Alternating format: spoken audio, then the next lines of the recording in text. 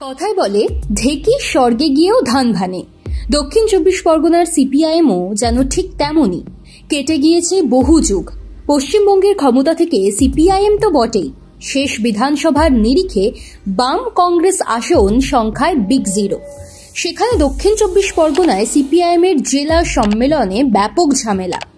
বামপন্থীরা বলেন তাঁরা নাকি অতীত থেকে শিক্ষা নিতে জানেন, কিন্তু জেলা সম্মেলনে যা ঘটল তাতে ঢেকি স্বর্গে ধান ভানার প্রবাদ ছাড়া আর কি বা বলা যায়। এই জেলায় অতীতে যা ছিল ঘুরে ফিরে সেই গোষ্ঠীদ্বন্দ্ব আর ক্ষমতায়নেরই গল্প। অতীতের সেই ট্র্যাডিশন আজও চলছে, তফাৎ একটাই, সেদিন লাল ব্রিগেডের নেতারা ছিলেন রাজ্যে ক্ষমতার অলিন্দে, আজ ক্ষমতা শূন্য।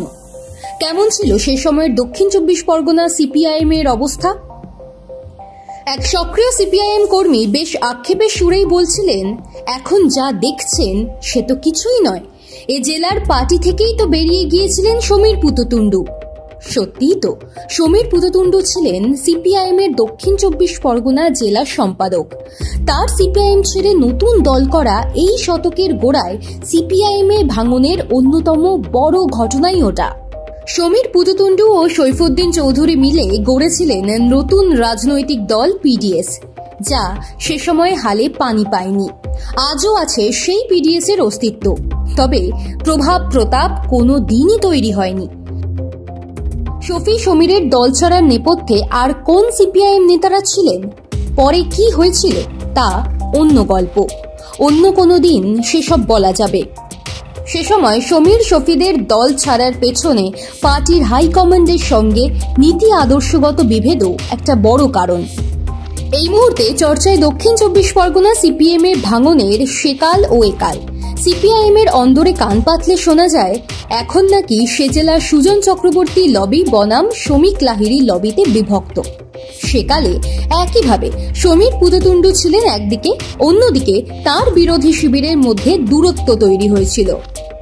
সমীর পুততুন্ডের উল্টো গোষ্ঠীর নেতাদের মধ্যে একটা নাম শান্তিময় ভট্টাচার্য, যিনি সুজন চক্রবর্তীর শ্বশুরমশাই।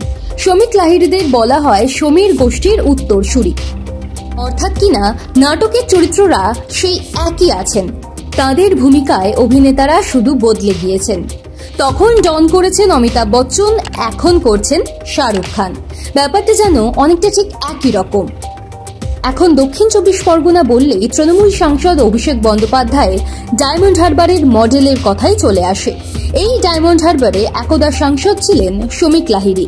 শোনা যায় সিপিআইএম এ থাকাকালীন সমীর পুততুন্ডুকে এখানকার লোকসভা নির্বাচনে প্রার্থী করার চেষ্টা করেছিলেন সৈফুদ্দিন।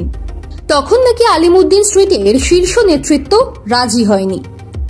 ক্ষমতায়নের পরিবর্তনে হাত বদল হয়ে এখন ডায়মন্ড হারবার মডেল তৈরি করেছেন অভিষেক। কিন্তু সমীর শান্তিময় থেকে শ্রমিক সুজন, এই অন্তর্দ্বন্দ্বকে কেন্দ্র করে সিপিআইএম এর অন্য ডায়মন্ড হারবার মডেলও বহাল তবিয়তে রয়ে গিয়েছে দক্ষিণ চব্বিশ পরগনায়। সময় বদলে যায়, কিন্তু অতীত দাঁড়িয়ে থাকে একই জায়গায়।